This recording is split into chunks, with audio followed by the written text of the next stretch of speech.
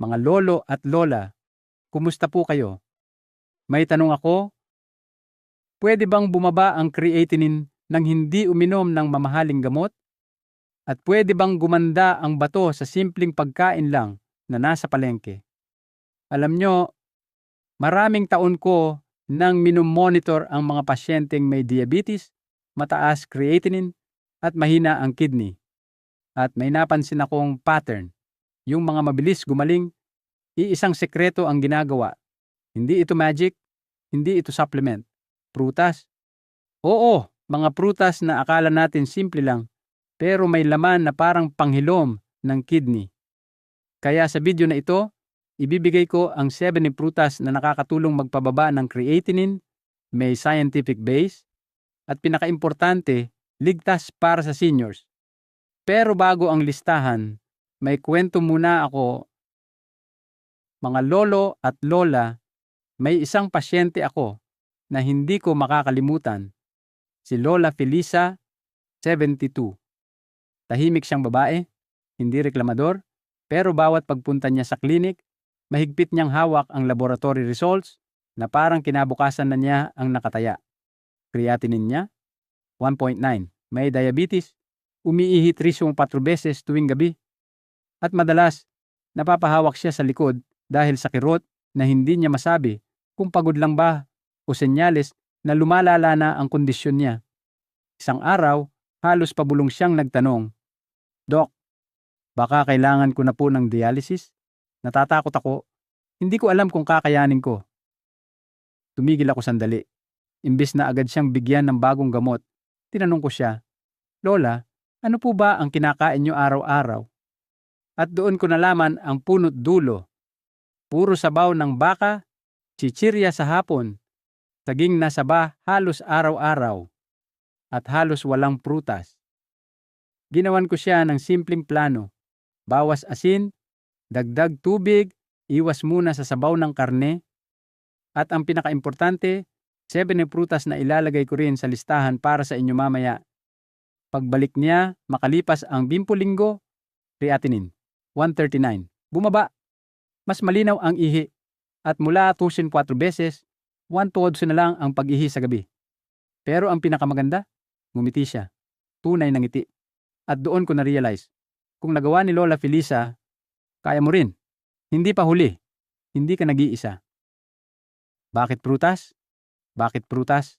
Kasi ang prutas, anti-inflammatory, may berries-like antioxidants, may potassium, pero regulated at hindi gaya ng saging na saba o pongkan.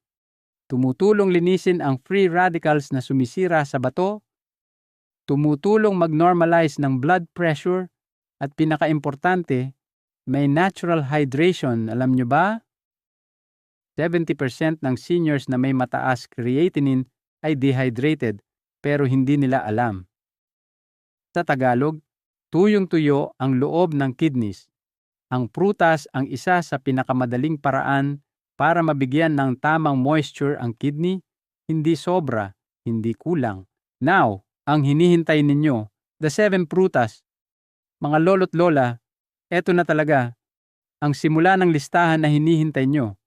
At uunahin natin ang prutas na pinakamabait sa bato, pinaka-safe, at pinaka-tested ko na sa mga pasyente. Prutas Nyar-1, green apple. Ang prutas na kayang magpababa ng creatinine ng tahimik pero siguradong gumagana. Kung may isa lang kayong pipiliin para tulungan ang tan, ito na yun, green apple. Marami ang nagkakamali at iniisip na pare-pareho lang ang mga mansanas. Pero hindi. Iba ang green apple dahil mababa sa potassium, kaya ligtas sa may mahina ang kidney. May pectin, isang natural fiber na parang sponge. Hinuhigop ang toxins sa bituka para gumaan ang trabaho ng bato. Hindi nagpapataas ng blood sugar, perfect para sa may diabetes. At ang bonus, nakakababa ng creatinine nang hindi mo namamalayan. May pasyente ako noon, si Mang Arturo, 68. Tuwing check-up, pataas ng pataas ang creatinine niya.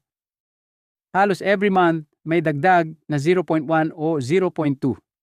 Sinabi ko sa kanya, Subukan nyo nga po kalahating green apple lang kada araw. Huwag sobra, huwag kulang. Simple lang, di ba? Pero pagbalik niya after 2 months, hindi ako makapaniwala. Creatinine niya bumaba ng 0.3. At alam nyo kung magkano ang nagastos niya? Halos wala. Kasi tuwing hapon sa palengke, ang mura ng green apple. Tipid na, healthy pa, yan ang gusto ko sa mga remedyo para sa seniors.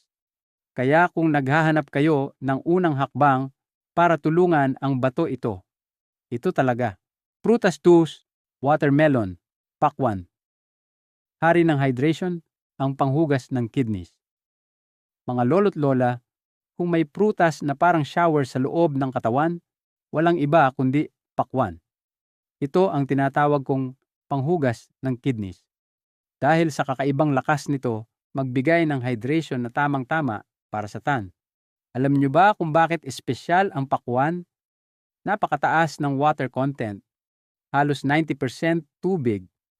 Mababa ang potassium, basta hindi sosobra ang kain.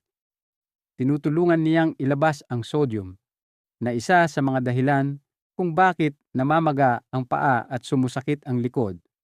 At pinakaimportante, nakakabawas ng pamamaga at heaviness sa lower back. May isang palatandaan kung kailangan nyo talaga ng pakwan. Kung madalas nangingitim ang ihi. Yan ang sign na tuyong-tuyo na ang loob at nangangailangan ng natural hydration. Pero ito ang dapat tandaan. 1 to 2 cups lang per day. Hindi pwedeng ubusin ang kalahating pakwan habang nanonood ng TV, kahit pa ang sarap-sarap nito. Kasi may pasyente ako noon, si Mang Orlando. Akala niya kapag healthy ang pakwan, mas marami mas maganda. Inubos niya ang halos buong bilog na pakwan. Pagbalik niya sa klinik, tumaas ang potassium. Kaya sabi ko sa kanya, hindi lahat ng healthy pwedeng sobra-sobra. Ang sikreto ng pakwan ay balance. Konti pero regular, yan ang magpapaganda ng kidneys. Kaya kung naghahanap kayo ng mabilis na paraan para makatulong sa bato, lalo na kung madilim ang ihi, pakwan ang sagot. Prutas trees, pears tahimik, pero makapangyarihang panlaban sa acidity ng katawan. Mga lolo't lola, alam nyo ba na isa sa pinakamalaking kaaway ng kidneys ay acidity? Kapag mataas ang acidity sa katawan, mas mabilis mapagod ang tan, mas masakit ang likod, at mas madalas ang pangingirot tuwing umiihi. Dito pumapasok ang peras. Ang prutas na hindi maingay, hindi madalas pinapansin, pero may natural alkalizing effect na parang pang-neutralize ng acid sa katawan. Bakit napakaganda ng peras? Binabawasan ang uric acid, kaya maganda sa may gout o laging sumasakit ang kasukasuan. Nakakabawas ng inflamasyon, kaya guminhawa ang pakiramdam. At pinakaimportante, safe ito para sa may kidney stones, hindi gaya ng ibang prutas na pwedeng magpasama. Kung nakakaranas kayo ng mga ito, madalas sumakit ang likod, may kurot o hapdi tuwing umiihi, o may history kayo ng kidney stones, aba, kailangan talaga kasama si pera sa inyong almusal. May pasyente ako, si Aling Dory, 66. Halos every morning, nagrereklamo siya ng kirot sa likod at parang may mabigat na pakiramdam sa tagiliran. Sinabi ko sa kanya, Lola, subukan niyo po isang pera sa umaga. Walang asukal, walang halo. Pagbalik niya after 3 weeks, ang sabi niya, Doc, parang gumaan ang likod ko. Hindi na ako hirap umihi.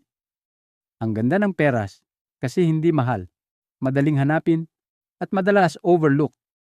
Pero napakalakas ng epekto para sa bato. Kaya kung gusto niyong bawasan ang acidity ng katawan at bigyan ng pahinga ang kidneys, isama ang pera sa araw-araw. Simple, mura, pero buhay ang epekto. Prutas poro, papaya. Ang prutas na pinakamadaling tunawin. Parang pahinga para sa tiyan at kidneys. Mga lolo't lola, may alam ba kayo na mahigit 60% ng seniors na mataas ang creatinine ay hirap sa pagtunaw ng pagkain? At kapag mabagal ang tiyan, napipilitang magtrabaho ng doble ang buong katawan, lalo na ang kidneys. Kaya espesyal si papaya. Ito ang prutas na hindi nang aaway ng tiyan. Madaling tunawin, hindi mabigat, at hindi nakakasira ng blood sugar. Bakit napakaganda ng papaya para sa bato? May antioxidants na lumalaban sa inflammation. May vitamin C, pero sakto lang ang amount, hindi sobra, hindi delikado. Nakakatulong magbawas ng constipation na isa sa pinakakaraniwang problema ng seniors. Pinalalambot ang bituka, kaya hindi naiipon ang toxins. At kapag bumaba ang toxins, mas gumagaan ang trabaho ng bato. Mas mababa ang posibilidad na tumaas ang creatinine. May isang lola akong pasyente na halos araw-araw sumasakit ang tiyan at likod. Sinabihan ko lang siya, "Lola, subukan niyo po ng papaya tuwing umaga, kahit maliit na serving lang." Pagbalik niya makalipas ang 2 linggo, ang sabi niya, "Dok, parang ang gaan ng katawan ko. Mas maganda ang pagdumi ko. Hindi na masakit ang likod." Kaya kung gusto niyong bigyan ng pahinga ang tiyan at ang bato, papaya ang isa sa pinakamabangong regalo ng kalikasan.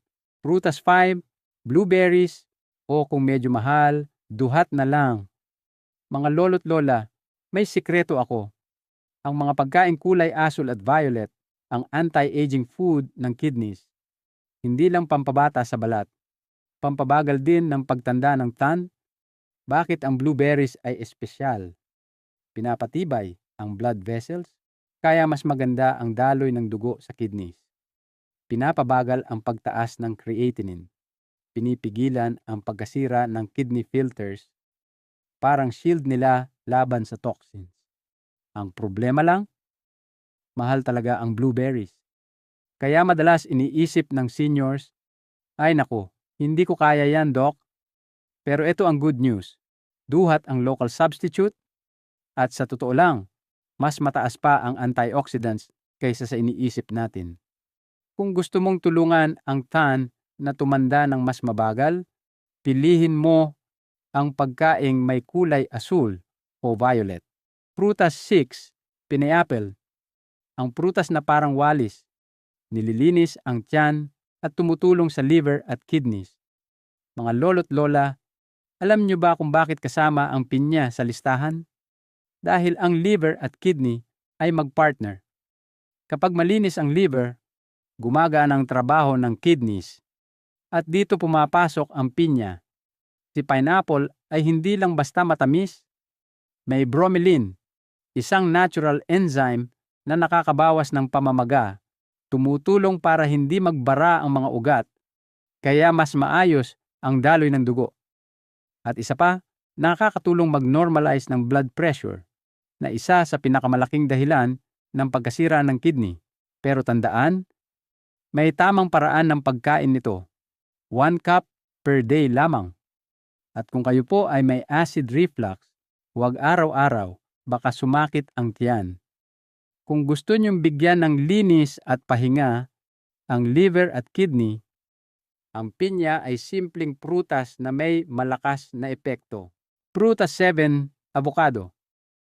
Ang pinaka-controversial sa lahat, pero pwedeng maging hero ng kidneys. Mga lolo't lola, eto na ang prutas na pinakamaraming tanong, pinakamaraming debate, avocado. Bakit? Kasi hindi lahat ng healthy ay automatic na safe para sa bato. Pero ano ba talaga ang meron sa avocado? Mataas sa healthy fats na nagpapalakas ng puso, tumutulong bumaba ang cholesterol, at nagbibigay ng long-lasting energy sa seniors. Pero, ang pinakamalaking tanong, safe ba ito para sa kidneys? Oo, pero depende. Kung normal ang potassium mo, safe ang 3 slices per day at nakakababa pa ng creatinine indirectly dahil pinapaganda nito ang mga blood vessels na dinadaluyan ng dugo papunta sa bato. Pero kung mataas ang potassium mo, bawal muna. Kasi maaaring tumaas lalo ang potassium, agyan ang delikado sa may bato.